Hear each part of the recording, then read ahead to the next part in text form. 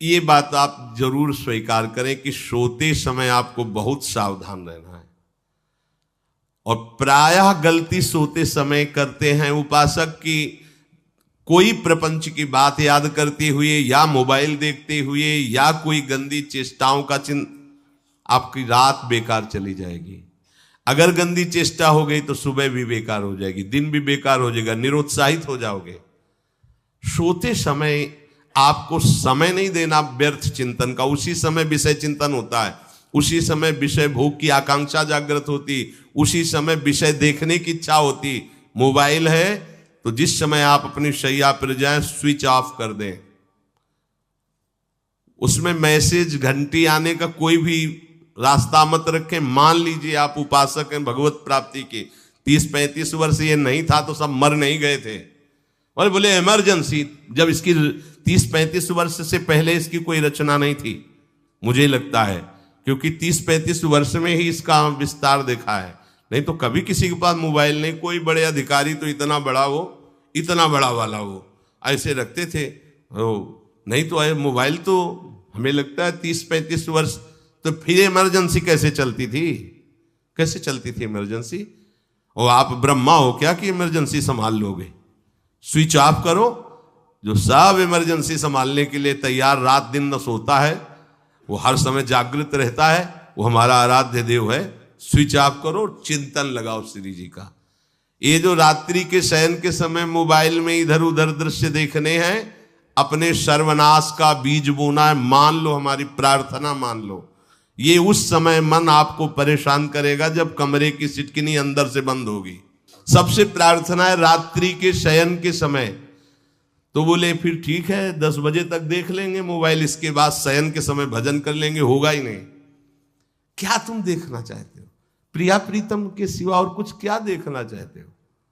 वो तो सुभग सुंदरी सहज सिंगार, सहज शोभा सर्वांग प्रति सहज रूप वृषभानुनंदिनी। हमारी स्वामिनी जी की सुंदरता छुपाने के लिए आभूषण पहनाए जाते हैं, औरों को तो आभूषण सुंदरता बढ़ाने के लिए। यहां छवि के छिपाए को ऐसे के दास होके क्या देखोगे मोबाइल में? क्या देखना चाहते हो? वासना की क्रीड़ा, और तुम उस क्रीड़ा को देखना चाहते हो? परमार्थ के पथिक हो। देखना है तो प्रभु को देखने की वृत्ति रखो, अन्यथा मूंद लो आंखें। प्यारे, महान फल प्राप्त करोगे। सबसे प्रार्थना है एकांत में मोबाइल रूपी दुश्मन से बचो। क्योंकि जब आप गंदी बात कहीं देखोगे तो आपके अंदर वैसे ही चिंतन बनेगा, वो ऐसे ही लगेगा मैं भी ऐसा करूं, मैं भी ऐसा भोगूं, मैं भी ऐसा देखूं। मान लीजिए आप, जब हमारे शास्त्र कहते हैं कि पशु पक्षियों के मैथुन को भी नहीं देखना है, अगर ऐसा एक बार दृष्टि पड़े तो मानसिक प्रणाम करके दोबारा दृष्टि ना देना। और आप मोबाइल में ऐसी चेष्टाएं देखोगे, कैसे आप भगवत भजन करोगे? कैसे भगवत प्राप्ति का उद्देश्य रख पाओगे? ये कलयुग की बहुत महीन चाल है कि उसके बिना काम नहीं चलेगा और हम तुम्हें काम से युक्त कर देंगे। इसके बिना काम चलेगा नहीं, तुमको रखना पड़ेगा। और जब तुम इसे रखोगे तो हम काम अपना कर लेंगे। कलयुग ने कहा हम अपनी व्यवस्था बना लेंगे। यहां कह रहे जब आप नींद में जा रहे हैं तो बिल्कुल मानो मृत्यु शैया पे जा रहे हैं। आपको उस समय नाम जप में बहुत ध्यान देना है, कहीं मन बहक ना जाए। तो क्या होगा, 5-6 घंटे जो आप लेटोगे ना, वो भी भजन हो जाएगा। हमारा जो सततम योमाम स्मरति नित्यशा है ना, ये पूरा हो जाएगा। नहीं, उस समय हम सो जाएंगे तो हमारा 6 घंटे का भी योग हो गया, 6 घंटे भजन रुक जाएगा। और ये 100% पक्की बात अनुभव की कहते हैं। यदि सोते हुए भजन करोगे तो जगते, कई बार तो पकड़ा है कि अगर आधे पद में बेशुद्ध हो गए तो वो पद पूरा जगते ही शुरू हो गया है। मतलब बीच में स्थिति भागवती की रही। जैसे बेहोश करते समय हमने कहा था जब ऑपरेशन के हमें बता देना, तो उनका बाबा अब इंजेक्शन लगाने वाले हैं तो वो 1 मिनट हमें केवल दीजिए, अपनी चित्तवृत्ति। तो जब होश आया तो वही पहले चिंतन चल रहा था, वही चिंतन। जैसे सोने के समय बेहोश हुए तो जगने के समय वही चिंतन, ऐसे ही इंजेक्शन से जब बेहोश हुए और जब होश आया तो वही चिंतन चल। बहुत बड़ा चमत्कार अभ्यास का है। नींद खुले तब से लेकर गाढ़ नींद आने तक स्मरण में कभी रुकना नहीं। और आपको एक छूट दे रहे हैं। कभी कभी क्या होता है कि एक मंत्र में, एक नाम में जैसे बहुत देर अभ्यास करते हैं तो मन उबने लगता है। इसका स्वभाव है, ये अनुभव की बातें कहते हैं। इसका स्वभाव है नवम नवम, नहीं तो ये मतलब, तो इसको हम लोगों ने कैसे फंसाया है। जैसे गुरु मंत्र जप रहे, अब 2-3 घंटे लगातार गुरु मंत्र जप, अब इसको उबन बढ़ी, अब ये छोड़ रहा है, बीच बीच में पता चलता है छोड़ना चाहता है, छोड़ रहा है, तुरंत इसको नाम में फंसाया। अब थोड़ी देर नाम में चला, फिर उब रहा है, बहुत विचित्र है ये। अब उसको फंसा दिया। उस पीछे की बात अभ्यास के समय, नमामि शमीशान निर्वाण रूपम विभुम व्यापकम ब्रह्मवेद स्वरूपम। चिंतन, पदगान कर रहे, ये भगवान शिव पदगान कर रहे हैं और उसका चिंतन, निर्वाण रूपम विभुम व्यापकम ब्रह्मवेद स्वरूपम। अब अपने यहां अवसर है, सुंदर सुंदर कोई पद गुरु मंत्र जप करते हुए मन जब उमने लगे, राधा वल्लभ श्री हरिवंश, राधा वल्लभ श्री हरिवंश, राधा वल्लभ श्री हरिवंश, इसमें भी उमने लगे, शुरू कर, जोई जोई प्यारो करे सोई मोही भावे, भावे मोही जोई, इसमें भी उबले लगे। सुधा निधि का कोई एक लाइन ले लो, ब्रह्मेश्वरादि सुदुरूह पदारविंद श्रीमत् पराग परमाद्भुत वैभव, ब्रह्मेश्वरादि सुदुरूह छोड़ना नहीं है, तू भाग में नवम नवम दे रहा हूं, नवम नवम। इसको फंसाने के लिए आपके पास अस्त्र हो, जैसे यहां चाकू, यहां पिस्तौल, तलवार, ये वो सब बिल्कुल वीर सजा रहता है, ऐसे ही अपने लोग सजे रहते। छोटा राधा, अब एकदम चिपक गया है आके, तो कैसे मारे, तो छोटी चाकू है ना वैसे, राधा राधा राधा, थोड़ा दूरी राधा वल्लभ श्री हरिवंश, थोड़ा और दूरी गुरु मंत्र, बड़े बड़े अस्त्र अपने पास रख ले, बहुत भाग रहा है तो फंसा दिया। प्रथम यथावति प्रणव श्री, अब लग पूरा पदगा, पूरा पदगा उसमें लग, प्रथम यथामति प्रणव। भोजन पाते समय ऐसा अभ्यास किया है, 1 घंटा के पहले भोजन नहीं होता, चाहे 2 रोटी पाना हो, समय लगता है भोजन, आराम, एक एक नाम, एक एक, कुछ भी हल्ला मचाओ, कोई फर्क नहीं पड़ेगा, अपना चलेगा। अभ्यास स्नान के समय, भोजन के समय, किसी क्रिया के करते समय, किसी से बात करते समय, सोते समय, ये विशेष स्थान जहां में सावधान रहना है। यहां भजन छूटता है, ध्यान देना, यही भजन छूटता है। चलते समय, क्रियावान होते समय, प्रसाद पाते समय या किसी से बतराते समय, ये सब भजन के छूटने के स्थान है और यहीं पकड़ना है भजन को। जब आपको बिल्कुल न लगे तो मानसिक सब बंद कर दो और गुनगुनाने लगो, जो धुनी आपको अच्छी लगे उसी में नाम, कोई नाम लेके, संसार का चिंतन न होने पावे, चाहे जो कुछ तुम जहां तुम्हारा मन आवे, गंगावरी गोदावरी कुछ भी, भागवतिक चिंतन के सिवा संसार के चिंतन न होने पाए। पहले ऐसे अनन्य बनो, फिर बाद में अनन्यता आती, रसना कटो जो अनरट। हाँ भी विषय चिंतन कर रहे हैं, प्रपंच कर रहे हैं, बोले रसना कटो जो अनरटो, और नहीं बोल सकते, प्रपंच बोलेंगे बस, रसना कटो, ये शब्द वहां नहीं आते। पहले हम आपको छूट देते, भक्त चरित्र, भगवान की चरित्र, नाम, कीर्तन, मंत्र, जो भी चाहो, संसार का चिंतन मत होने देना, पहले ये पकड़ो, फिर आगे चल करके जब पवित्र हृदय होगा तब ये निष्ठा आती, रसना कटो जो अन रटो, निरखियन फुटो नयन। मान लो संसार का चिंतन नहीं करने देना है इसको, आप जैसे बने वैसे करो भागवतिक चिंतन, कोई नाम ले लो, कोई मंत्र ले लो, तुम्हें जो प्रिय लगे, हम छूट देते हैं। ये नहीं करे कि रसना कटो जो अन रटो, ये बाद की बात है, हमें पहले इसका संसार चिंतन रोकना है। कैसे छूटेगा, कैसे छूटेगा, हमें यह पकड़ना है, नहीं तो निष्ठा की बात। जो हरि नाम जगत त्रिशिरोमणि वंश बिना कब हूं, हरिवंश बोलेंगे नहीं, हरि बोलना नहीं है, हरि बोलना नहीं, क्योंकि जो हरिनाम जगत शिरोमणि वंश भी ना, हरिवंश बोलना नहीं है क्योंकि प्रपंच में रति। तो क्या करो, जो तुम्हें प्रिय लगे पहले उसे पकड़ो, ये हम अंदर की बात करें, प्रवचन की बात नहीं कह रहे। मन को फंसाना है हमें। राम कृष्ण हरि जहां लगे इसको लगाओ, पहले इसको फंसाओ, संसार का चिंतन न होने दे। गीता भागवत भक्त चरित्र कुछ भी कहीं भी इसे फंसाओ, पहले संसार का चिंतन न होने दो, फिर लाओ इसको घुमा के निकुंज वाटिका में। फिर तो भागेगा ही नहीं, फिर नहीं भागेगा।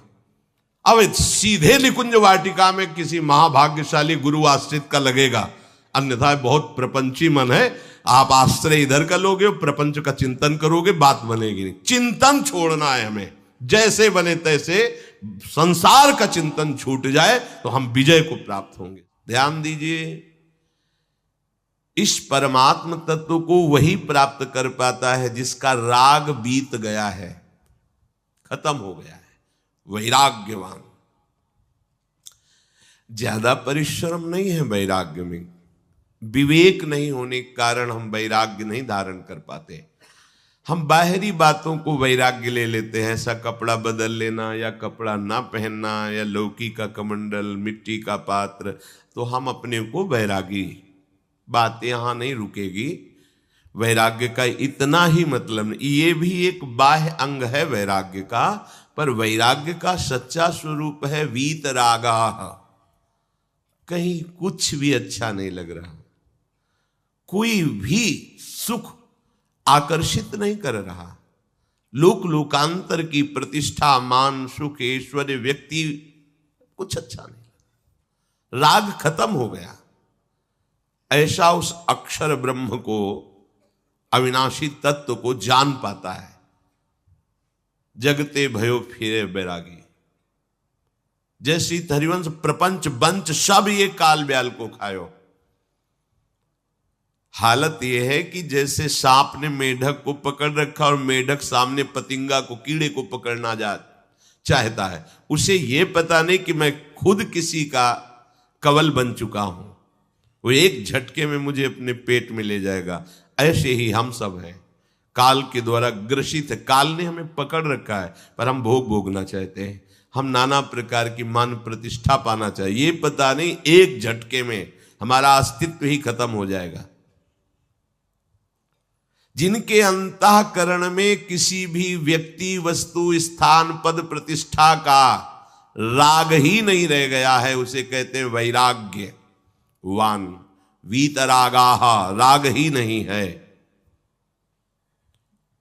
जिनका अंतःकरण निष्पाप निर्मल हो चुका है, जिनके हृदय में केवल भगवत प्राप्ति की उत्कट लालसा जागृत हो गई है, ऐसा साधन संपन्न उपासक परमात्म तत्व में प्रवेश पाता है।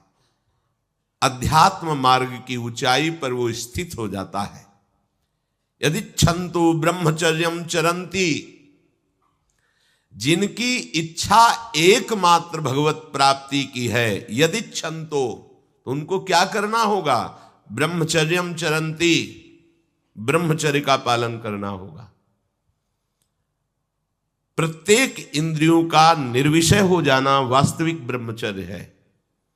केवल जनेंद्रिय से ही ब्रह्मचर्य को नहीं लेते। हमारी प्रत्येक इंद्रिय भोगों से रहित होकर भगवत अनुराग में, नेत्र प्रभु को देखना चाहते हैं, त्वगेंद्री प्रभु को स्पर्श करना चाहती है, घ्राणेन्द्री प्रभु के श्री अंग की गंध पाना चाहती है, श्रवणेन्द्री प्रभु के वचन सुनना चाहती है। एक एक इंद्रिय अपने प्रभु में लग गई, अंतर्मुख हो गई, बाहर विषयों का त्याग हो गया। इसे ब्रह्मचर्य कहते हैं। पर प्रारंभिक ब्रह्मचर्य में जनेंद्री का ब्रह्मचर्य अत्यंत आवश्यक है। यदि जनेंद्री जन्य व्यभिचार दोष से युक्त है तो कदापि उसे भगवत प्राप्ति नहीं हो सकती। शुभ गति व्यभिचारी शुभ गति चाहे, असंभव।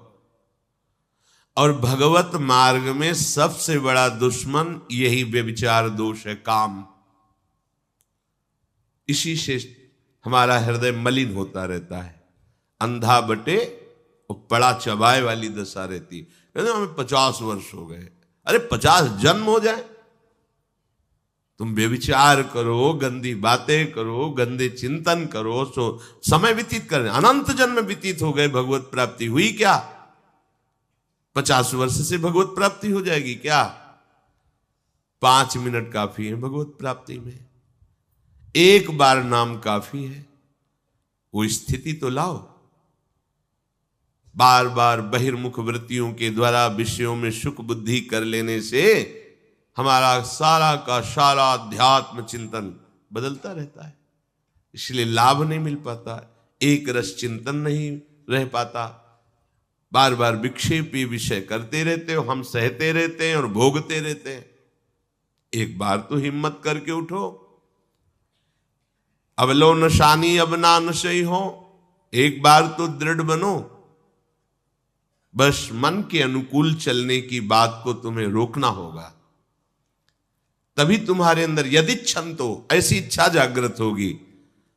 पक्का पक्का ऐसा ही है, जब हम किसी विषय के वेग को सहते हैं, विषय नहीं भोगते हैं, तो मन बहुत जलाता है। उस जलन में फिर एक ही बात होती है, बस भगवत प्राप्ति हो जाए, झंझट खत्म हो जाए। कब तक हम इसमें चलेंगे? एक बार भगवत, वो जलन हमको भगवत प्राप्ति की इच्छा प्रकट करती है। अपने लोग क्या करते हैं, जलन को मिटाने की कोशिश करने लगते हैं, तो भगवत प्राप्ति की इच्छा क्या, भोग प्राप्ति की तृष्णा जागृत हो जाती है। भोगे हुए भोगों को बार बार भोगने की इच्छा का नाम तृष्णा है। बाहर और भीतर से कोई सहयोगी नहीं, जल रहा है उपासक, तब रास्ता निकलता है भगवत प्राप्ति का, तब इच्छा प्रकट होती। अब नहीं, बहुत जल लिया, अब तो केवल प्रियाजू के समीप जाना है, अब तो प्रभु के सानिध्य में रहना है, नहीं इन भोगों की जलन में जलना है। पर यहां तक पहुंचने के लिए जलना होगा, तभी लिखा सहित सहित बाढ़ है भगति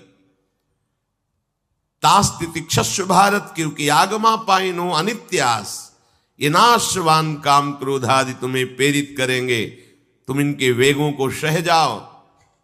ये स्थायी नहीं है, आगमा पाइनो है, आने जाने वाले हैं, और ये सहन करने से नष्ट होते हैं, भोगने से बढ़ते हैं। यदि क्षंतो, अगर भगवत प्राप्ति की इच्छा है तो ब्रह्मचर्यम चरंती, ब्रह्मचर्य का पालन करना ही होगा, इसमें कोई गुंजाइश नहीं, क्योंकि आप चल ही नहीं सकते। ध्यान से सुन लो, ये मनोरंजन का मार्ग नहीं है, इसमें मन ही मार तनहारिक वृंदावन में गाज, इसमें मन मारना होगा। प्रायः ये मन को दुलार करने वाले लोग कभी भाग्य से सत्संग में भी आ जाते हैं, कभी श्री विग्रह के दर्शन करने भी मंदिर पहुंच जाते हैं, कभी तीर्थ याटन भी करते हैं, पर इनका कोई लक्ष्य नहीं होता। आज सुन लिया सत्संग, बढ़िया है, लक्ष्य नहीं होता। यहां लक्ष्य वालों की बात हो रही। यदि क्षंतो, यदि तुम्हारी ऐसी इच्छा जागृत हो रही किसी जन्म में भगवत प्राप्ति करनी, तो ब्रह्मचर्यम चरंती, आप सच्ची मानिए, जिसके निकालने में तुमको सुख की अनुभूति हो रही, उसको रोकने में कितनी सुख की अनुभूति होगी। उन्मत्त हो जाओगे, बहुत जल्दी आपके सारे के सारे करण भगवदाकार होने लगेंगे यदि आप ब्रह्मचर्य का पालन करेंगे। शरीर स्वस्थ, हल्का, मन प्रसन्न, नींद आदि पर विजय, कितने गुण ही गुण। और ब्रह्मचर्यहीन आलस्य, प्रमाद, भोगों का चिंतन, मन का डिप्रेशन में पहुंचना, कमर में दर्द, टांगों में दर्द, सर में दर्द, घबराहट होना, बिना किसी कारण के मन भयभीत हो रहा है, भोजन अपच हो रहा है, बिना किसी प्रक्रिया के वीरनाश हो रहा है, बिना किसी प्रक्रिया के। काहे को मृत्यु स्वयं स्वीकार कर रहे हो, ये मृत्यु है। चाहे भगवान दत्तात्रेय जी बोल रहे हैं या भगवान कपिल देव जी बोल रहे हो, जब उपासक को संबोधन करते हैं भगवत प्राप्ति के लिए, तो कहते हैं कि इस भोग वृत्ति को साक्षात मृत्यु रूप देखो, ये मृत्यु है तुम्हारी। जब शरीर राग त्यागना है तो तुम शरीर से भोग भोगोगे तो आसक्ति शरीर की पुष्ट होगी, आसक्ति भोग सुख की पुष्ट होगी, है नहीं। कितने दिन शरीर रहेगा, कितने दिन भोग रहेंगे। विचारवान बनो, ब्रह्मचर्यम चरंती, ब्रह्मचर्य का पालन करो।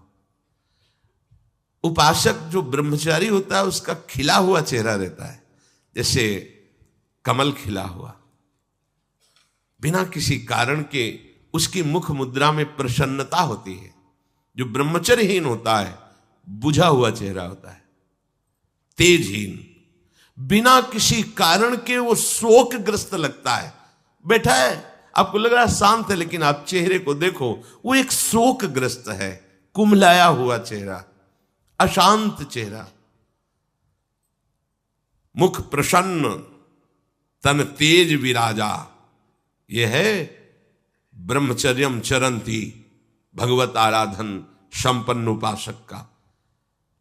जैसे आग में पैर रखते हुए कोई चले तो कैसे चलेगा, ऐसे ही ब्रह्मचारी की पहचान है। इतनी स्फूर्ति उसके अंदर होती, जैसे आग में चलने वाला पूरा पैर नहीं रख पाएगा, अगला कदम रख देगा क्योंकि ताप लग रहा है, ऐसे उसकी स्फूर्ति होती पैरों में। उसकी आंखें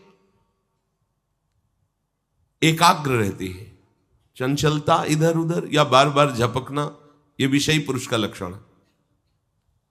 बार बार पलक झपकना यह विषयी पुरुष का लक्षण है। इधर उधर ताक झांक, चंचलता, ऐसा बैठे तिनका तोड़ रहा है, पैर हिला, ये सब विषयी पुरुष के लक्षण है। ये तो बिल्कुल साधारण स्पष्ट दिखाई देता है आदमी विषयी है या ब्रह्मचारी, एक सेकंड में लक्षण होते हैं।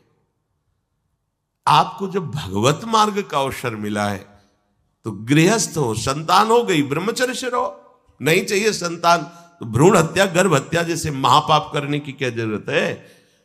उसी वीर से संतान उत्पन्न होती है जिसको आप नष्ट कर रहे हो, जिसको आप ऐसे पानी में बहा रहे हो, व्यर्थ फेंक रहे हो, तो उसको भ्रूण हत्या का पाप लग रहा है, तो तुमको पुण्य लग रहा है, वीरपात कर रहे हो तुम्हें भी वही हत्या लग रही है, क्योंकि उसमें वही जीवात्मा है जो मां के गर्भ में जाके बालक रूप धारण कर लेती है, उसको तुम नष्ट कर रहे हो। पर बुद्धि भ्रष्ट हो गई है, समझ में नहीं आता, व्यर्थ में वीरपात करते हो, व्यर्थ में। तुम्हारा भजन बनेगा, तुम अध्यात्म के योगी बनोगे, मजाक है अध्यात्म का मार्ग।